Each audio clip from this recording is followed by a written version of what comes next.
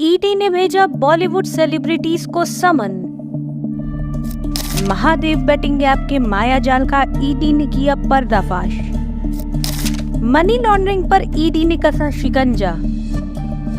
ED के चक्रव्यूह में फंसे पॉलिटिकल पार्टीज के कई नेता।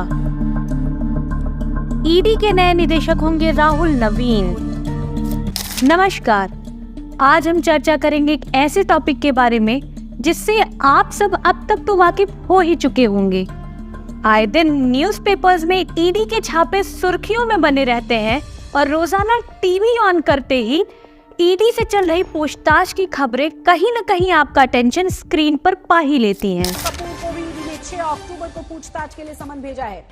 आपको ये भी बता दें कि महादेव ऑनलाइन गेमिंग एप्लीकेशन मामले में श्रद्धा कपूर को पूछताछ के लिए ईडी ने रायपुर में लेकिन क्या कभी किसी ने ये एनालिसिस किया है, क्या कभी ये सोचा है कि वास्तव में ईडी क्या है?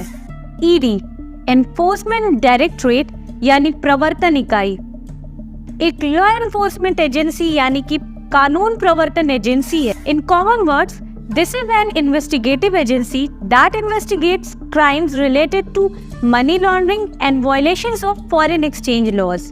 यानी कि ईडी एक ऐसी खुफिया एजेंसी है जो कि मनी लॉन्ड्रिंग के क्राइम से रिलेटेड और फॉरेन एक्सचेंज लॉज के वायलेशंस को लेकर जांच करती है।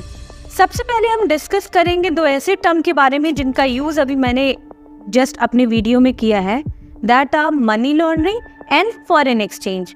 तो सबसे पहले हम बात करेंगे मनी लॉन्ड्रिंग के बारे में। तो जब ब्लैक मनी को इलीगल चैनल्स यानी हवाला आदि के थ्रू फॉरेन में भेजा जाता है तो उसके छोटे छोटे टुकड़े करके उसे शेल कंपनीज में बांट दिया जाता है।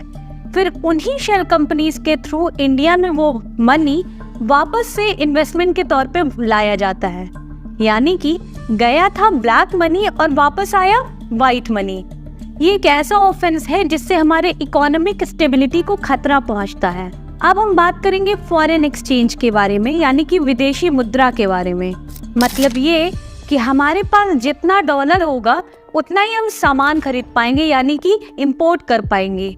भारत में खाने पीने से लेकर लगभग यूज करने तक की सभी चीजें हम इंपोर्ट करते हैं। सो सारी चीजें डिपेंड करती है कि किसी कंट्री की फॉरेन एक्सचेंज कितनी है। तो ये अपने आप में ही एक इम्पॉर्टेंट इशू बन जाता है कि कोई अगर फॉरेन एक्सचेंज के थ्रू हमारे इंटरनल सिक्योरिटी को खतरा पहुंचाए। सो ये दो मैटर होते हैं जिनमें ईडी के द्वारा इन्वेस्टिगेशंस किए जाते हैं। हम बहुत देर से ईडी के बारे में डिस्कस कर रहे हैं तो मन में एक क्वेश्चन तो जरूर आया होगा कि आखिर ईडी को कब लाया गया था और इसके लाए जाने की आवश्यकता क्या थी। ईडी की स्थापना 1 मई 1956 को हुई थी। 1956 में इसका नाम एनफोर्समेंट यूनिट यानी कि प्रवर्तन इकाई था, जिसे फॉरेन एक्सचेंज रेगुलेशन एक्ट 1947 के तहत लाया गया था। उस समय जब ये डिपार्टमेंट आया था तो it was a part of economic affairs department, जिसमें एक छोटी सी यूनिट थी जिसमें एक डायरेक्टर और उनको असिस्ट करने के लिए डेपुटेशन से आरबीआई से भेजे गए कुछ ऑफिसर शामिल होते थे और उनके साथ 3 पुलिस ऑफिसर्स को भेजा जाता था जो कि स्पेशल पुलिस एस्टैब्लिशमेंट के थ्रू दिया गया था। जब ये डिपार्टमेंट बनाया गया था तो इसका हेडक्वार्टर दिल्ली था and it had 2 more branches that were in Calcutta and Bombay. 1957 में इसका नाम बदलकर एनफोर्समेंट यूनिट से एनफोर्समेंट डायरेक्टरेट किया गया और इसके पेरेंट एजेंसी इकोनॉमिक अफेयर्स से बदलकर department of revenue ministry of finance के अंदर इसको लाया गया। फेरा एक्ट 1947 के बाद फेरा एक्ट 1973 आया जिसने ईडी की पावर को और भी ज्यादा एनहांस किया।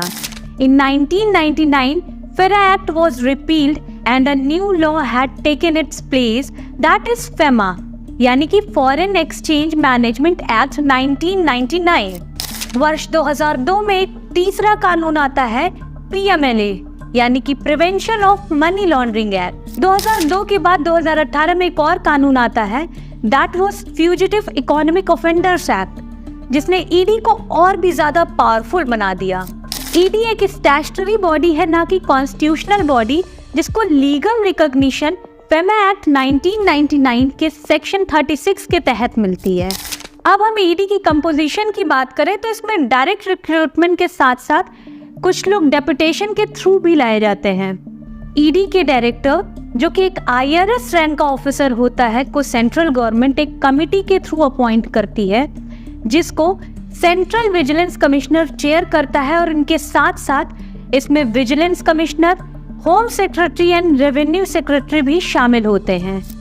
इसमें सबसे हाईएस्ट पोस्ट डायरेक्टर की होती है। इसके बाद इसमें अलग अलग विंग्स के स्पेशल डायरेक्टर्स होते हैं, जिनके अंदर कुछ ज्वाइंट डायरेक्टर्स भी शामिल होते हैं। हाल ही में ईडी के नए डायरेक्टर की अनाउंसमेंट की गई है and Rahul Naveen, a 1993 batch IRS officer, has taken charge as the acting director of ED, replacing Sanjay Kumar Mishra. So आज हमने डिस्कस किया ईडी के हिस्ट्री, उसके कंपोजिशन और उसके पार के बारे में। But there are several efforts yet to be made to make ED more powerful and more dependable, क्योंकि ईडी के पास कुछ ऐसे पावर्स हैं जो कि हमारे CBIs और स्टेट फोर्सेस को नहीं मिली हैं, पर इसके बावजूद भी इसमें अभी तक उस लेवल की सफलता हासिल नहीं की है। अगर ईडी को और भी ज़्यादा ट्रांसपेरेंट बनाया गया, यानी कि इसके मेंबर्स को ट्रांसपेरेंसी के साथ अपॉइंट किया जाता है, तो लोग अपनी ड्यूटीज को ज़्यादा सीरियसली लेंगे, जिससे केसेस भी जल्दी सॉल्व होंगे और ब्लैक मनी के सर्कुलेशन पर कंट्रोल लगेगा। हालांकि ईडी के नए डायरेक्टर की अनाउंसमेंट करके ऑलरेडी ये कदम उठाया जा चुका है और हो सकता है कि आगे आने वाले समय में इसको ट्रांसपेरेंट बना दिया जाए, यानी कि पब्लिक कर दिया जाए, जिससे कि actors, high profile businessman, corrupt leaders, इन सभी पे सख्त कार्यवाही हो सकेगी और भारत एक अच्छे भविष्य की तरफ आगे बढ़ने में सफल होगा। आज के टॉपिक में बस इतना ही। मिलते हैं आपसे हमारे नेक्स्ट वीडियो में। तब तक के लिए इंतजार करें और हमारे चैनल को सब्सक्राइब करना ना भूलें। धन्यवाद।